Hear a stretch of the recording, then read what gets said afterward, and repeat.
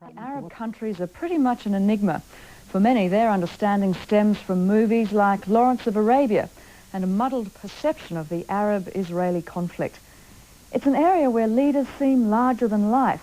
Gaddafi, Arafat and Saddam Hussein, an area where loyalties shift like the desert sands. This latest crisis has seen some strange bedfellows emerge. Iraq and longtime enemy, Iran. And then there's the Saudis, once active supporters of Iraq in their battle against Iran. Now the Saudis are under threat from Saddam Hussein and Iraq. The Saudi Arabians must now depend on the West to supplement their defences. The Saudis, betrayed by their former friends. CBS's Harry Reisner reports. Harry, let me show you something. My escort? Saudi Arabia's ambassador to Washington, Prince Bandar ibn Sultan, the member of the royal family now coordinating U.S. military assistance to his country, along with Prince Turki bin Nasser, commander of the kingdom's eastern air defenses, and U.S. Air Force General Jack Farrington, who was at the time the highest-ranking American officer in Saudi Arabia. They took me and our crew deep under the desert to see what is today perhaps the most highly sensitive air command post in the world, the main base from which American generals and their Saudi counterparts will direct the response if Iraq crosses the border.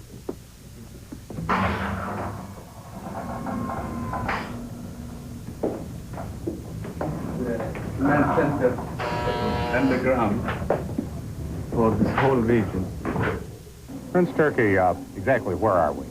Harry, welcome to Dhahran, Saudi Arabia. We are at the eastern province of Saudi Arabia. We are at the command post of the Kingdom of Saudi Arabia. You're keeping track of everything that's in the air? Exactly, and we are always here 24 hours a day, just keeping track on all air traffic that comes through the area here and keeping an eye on everything that flies here. What are you looking for? What are your concerns?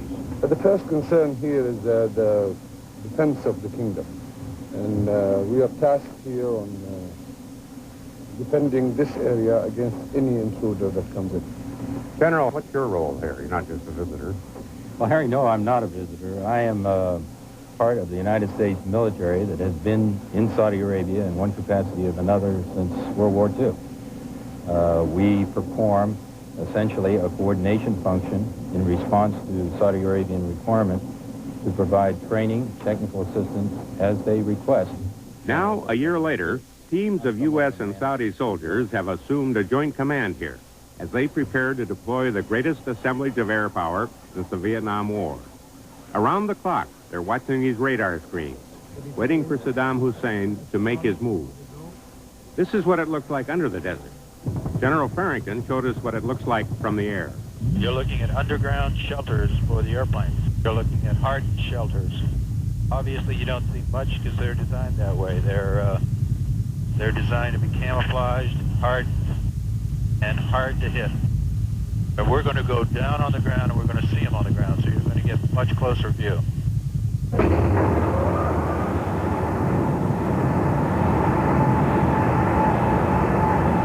If it's impressive from the air, on the ground it looks like any American air base.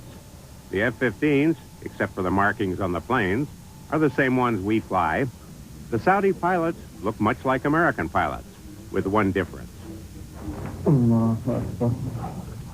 Whenever the alert comes, these pilots know they have only minutes before an Iraqi warplane could make its way to the Dhahran oil fields.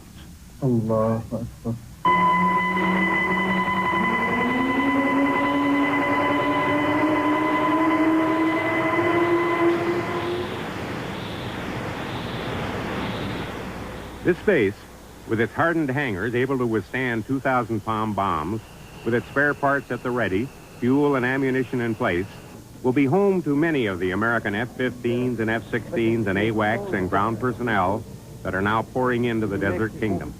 The Saudis planned it that way, against just such a moment as this. I remember during our conversation here in Saudi Arabia a year ago, I don't believe we ever mentioned Iraq. Aren't we seeing the signs of the world, Harry? If you asked me 1 hour before the invasion of Kuwait, about this scenario, I would have laughed at you and said I would not answer a preposterous hypothetical. Earlier today, we spoke to Prince Bandar at his residence in Washington. Sir, have you ever met Saddam Hussein? Yes, I have. Last time was about 4 months ago. And I am very saddened and hurt personally because when I met him, he told me in an unambiguous way that one of the threats he feels to the area is these malicious rumors that Iraq has designed on any of its neighbors. And I really believed him. But remember, before he invaded Kuwait, he assured King Fahd that he will not attack Kuwait. He assured President Mubarak he will not attack Kuwait. But he did it. Yes, he did it.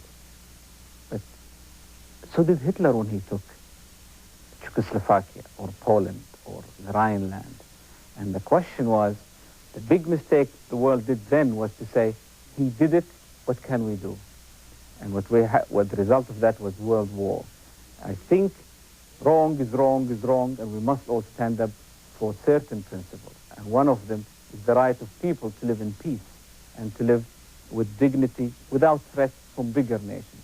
What offends Prince Bandar is that the enemy on his border now was the grateful friend, not only of Saudi Arabia, but of the United States during Iraq's 8-year war with Iran. President Saddam Hussein calls the Americans and other friendly forces coming there imperialists. Well, Harry, you know that during that war, he used to ask us, and we helped him to get the Americans to help him in his war. And they did. You, Saudi Arabia alone, gave how many billions to him during the war with Iran? Tens of billions. We never thought he would be so ungrateful. The prince had something to say about another less than grateful Arab friend. King Hussein of Jordan, longtime friend and ally of Saudi Arabia, a longtime friend of the United States. After the annexation of Kuwait, he said Saddam Hussein is a great patriot. What's with King Hussein?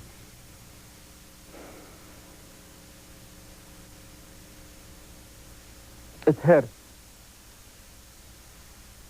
I don't give myself the right to make a comment about an Arab leader like King Hussein. But I want to tell you that Saudi armed forces were in Jordan helping Hussein when he needed help. And I just hope he remembers that. But it definitely hurts.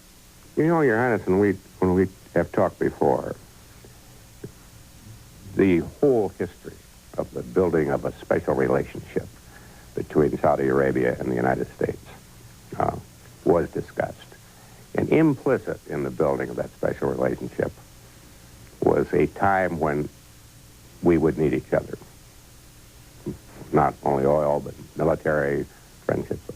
Is the kind of nightmare that we had in mind coming true? If it's not coming true, it's close to it.